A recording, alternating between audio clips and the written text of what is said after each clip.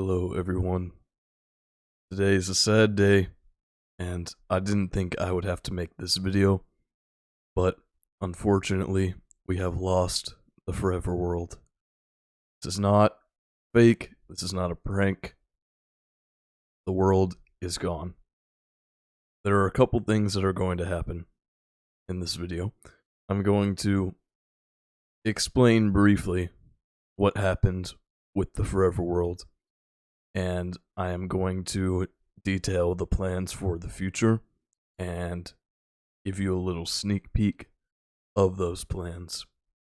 So, as far as how we lost the Forever World, I'm not too sure on a couple of the things, but I do know a few things. I know that it was a complicated situation because we lost the world itself to file corruption, and we also lost, I believe, the whole mod pack that the world was running on to file corruption. And I don't understand all that much about it. All I know is that it just doesn't work. The mod pack itself got corrupted, and the world was created through a modded version of the game, not just a matching version of the game such as 1.21.3.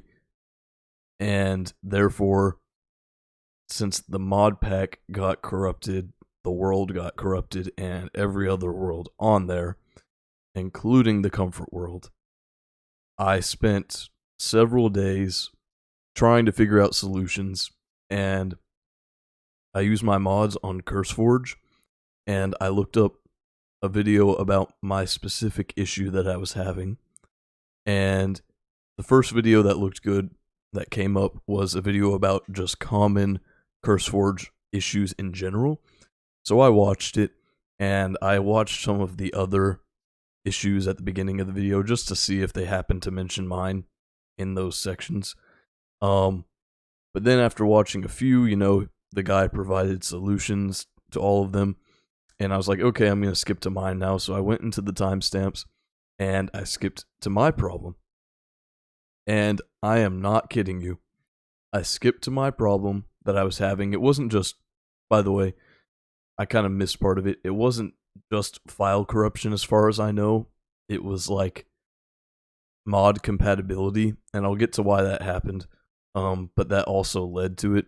Again, I don't know how it fully works, but anyways, I skipped to my issue, and after watching a few of the other ones, he provided solutions, right? I get to mine, and I kid you not, the first sentence out of his mouth is, no disrespect to the guy that I was watching, but the first thing he said was, yeah, so this is actually the only one on here that doesn't really have a solution. Yeah, I'm not kidding. That is what the video said. So I was like, okay, well, I'm going to try and figure it out myself. And so I spent a few days straight, hours on end, just trying different combinations, trying to copy the world over, trying to do all these different things, jump through hoops, and it doesn't work. I couldn't recreate the world on a new version or anything while having all the old structures and maintaining progress. So instead of beating a dead horse, so to speak, and trying to continue to fix it, I just cut my losses and I said, well, I'm going to, when I have time, make a video announcing it, and then we are going to start fresh. Because if I'm being honest, I loved the old Forever World. I loved it, but there are a lot of regrets that I have with it and how I approached it and stuff like that. So I'm not totally upset that we lost it, because I know it was supposed to be a Forever World, but I don't think I approached it in the right way. And so that will lead me into the new plans for the next Forever World. So last time I scouted out that seed for the original Forever World, but I made a mistake of settling in an area which I thought was really cool, but ended up being kind of restrictive, if I'm being honest. It kind of made me frustrated and more burnt out as I was playing, due to the fact that I was stuck in this restrictive valley with high walls on each side, which was cool from a visual standpoint while in the game, but in terms of actually being able to build and structure things the way I wanted to, it was very limiting. It was also limiting, and it hindered me regarding my YouTube thumbnails. Whenever you have giant mountains of like green and brown in the background of every build, it kind of messes with the visual and overcomplicates things, so the thumbnails look way too busy. So I'm not going to make that mistake a second time. I'm going to settle in a giant, not a giant field, but a more open area this time. The reason I settled in the valley last time is because I thought that the mountains in the background were cool, which they really were, right? One of my, or I think my most viewed YouTube short for when I launched the channel was just showing the mountains in the background, because they were awesome, right? And I don't think any other Minecraft series has had mountains like that, besides custom made ones. So I'm still going to have a mountain in the background. It's not going to be as cool, but we're going to find a new seed and we're going to approach it from the standpoint of I want to have open land to expand with, because I was kind of restricted in the valley area. The next thing that I had an issue with in the old Forever World is there were no good caves underground near where I settled, or anywhere within the general area for that matter, and it made gathering diamonds very difficult. I don't know if y'all remember, people who are regulars on the channel, but I strip mined for like so long and I didn't find very many diamonds. Why did I strip mine? Because there were no caves, even under the giant mountain right next to my base. I checked there too. And I know my channel is about the enjoying the process and the slow progression, but at the same time, I don't want to be stuck there with just fighting to keep my diamond tools forever. So another thing that's going to change is I'm going to pick out a seed where I know there's a big cave that could potentially house diamonds, and maybe some good structures like an ancient city or mine shafts or whatnot, which some of y'all may consider that kind of corny and like cheating, because it's like, oh, you're looking for the loot right away, you're like X-raying or whatever. Not like that.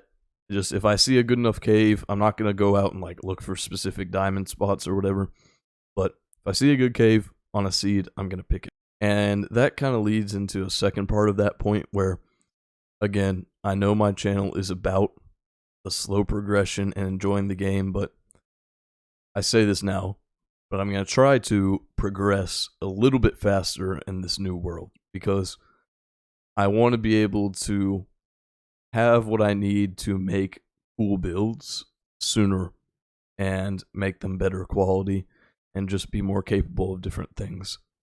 I'm still a little bit busy with real life stuff because my graduation is coming up and I have a bunch of things happening, but within, let's see, what's today's date? Within probably a week, maybe a week and a half, I should be able to start working on videos again. If I have more time today or tomorrow, I might have the video out next weekend instead of just starting to work on it next weekend, but we'll see. But yeah, it's not all bad. I'm excited to start over. I'm going to do things a little bit differently, and I think I'm going to get less burnt out. Oh yeah, that was another thing that I forgot to mention about the old Forever World, is I felt a little burnt out with the builds being in that little valley. Because one, I didn't have a good area around me to gather the resources that I needed to build, I feel like. And that led to like me not wanting to start new projects because I would have had to go and find a bunch of new resources like all the time. And I think that also stemmed from me not starting with as much stuff as I would have liked, with the whole idea of slow progression. Yeah, and the burnout was also stemming from it being a difficult area to build in. And finally, my last point is I didn't like how I approached the builds in the old Forever world.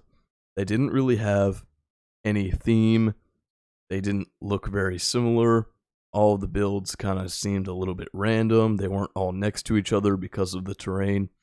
And I want to change that in the next world. So another little announcement is I am going to try and keep my word from the original series this time, where I do have lore behind the Forever world. And I think that will allow me to, one, feel less burnout and less confusion, because I know that I need to keep progressing the lore, so I know kind of what to build. And along those lines, too, I will know what style to build in, so I have kind of an idea of the blocks and stuff that I need. And with having the new, more open area and planning stuff ahead of time instead of just winging it, I will be able to make the area more cohesive, I hope. But with all that said, I'm sorry that the Forever world was lost in the attempt to try and update it to a new version. But we're just going to start on this new version with a clean slate and not update until I know for sure how to do so properly.